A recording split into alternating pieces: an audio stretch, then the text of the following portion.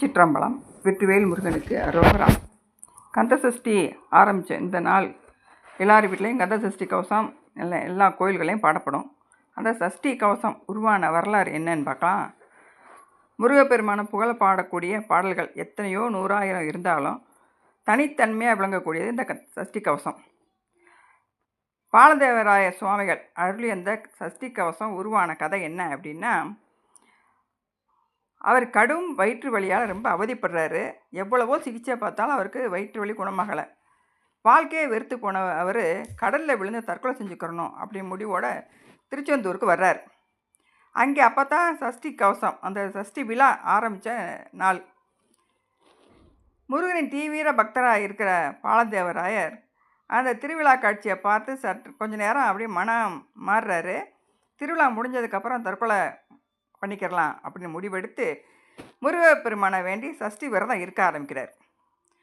முதல் நாள் செந்தூர் கடலில் புனித நீராடி முருகனை வழிபட்டு கோயில் மண்டபத்தில் கண்ணை மூடி தியானத்தில் அமர்ந்திருக்கார். அப்போ முருகப்பெருமான் அவருக்கு காட்சி கொடுத்து சஷ்டி கவசம் பாடும்படி அவருக்கு சொல்கிறாரு. அந்த பாடுறதுக்கான அந்த வலிமையை அவருக்கு கொடுக்குறாரு, அந்த திறனையும் கொடுக்குறார். அடுத்த நிமிஷமே பாலதேவராய சுவாமிகள் அந்த பக்தி வெள்ளமாக பக்தியில் அந்த கந்தசஷ்டி கவசம் பிரபாகமாக எழுந்து ஓடுது. சஷ்டியை நோக்க சரவண பவனார் சிஸ்டருக்கு உதவும் செங்கதிர் வேலோன் அப்படின்னு சொல்லி அந்த திருச்செந்தூர் திருத்தலத்துக்கான சஷ்டி கவசத்தை முதல்ல எழுதி முடிக்கிறார்.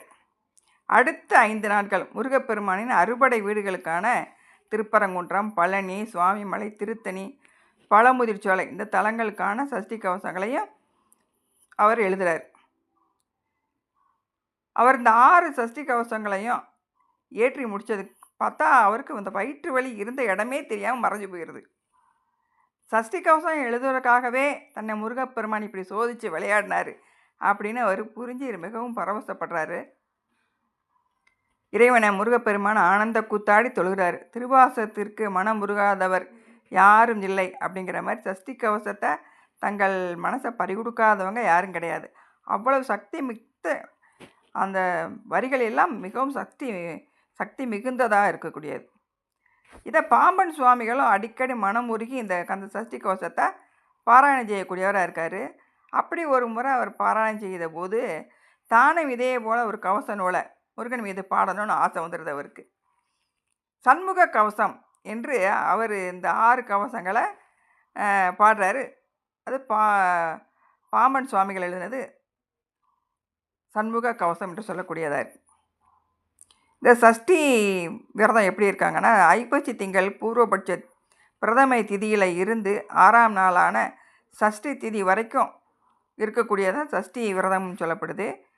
முருகப்பெருமானுக்கு முகங்கள் 6, படை வீடுகள் 6, அவரை வளர்த்த கார்த்திகை பெண்கள் 6, அவருடைய நாமமான சரவண பவ என்னும் அந்த மந்திரமும் 6 எழுத்துடையது. இப்படி 6னுடைய தோற்றமாக இருக்கக்கூடியவர் முருகப்பெருமான். இந்த ஜாதகத்தில் 6ஆம் இடமாக சொல்லப்படுறது விரோதம், கடன், ரோகம், சத்ரு இதை குறிக்கதாக இருக்கும்.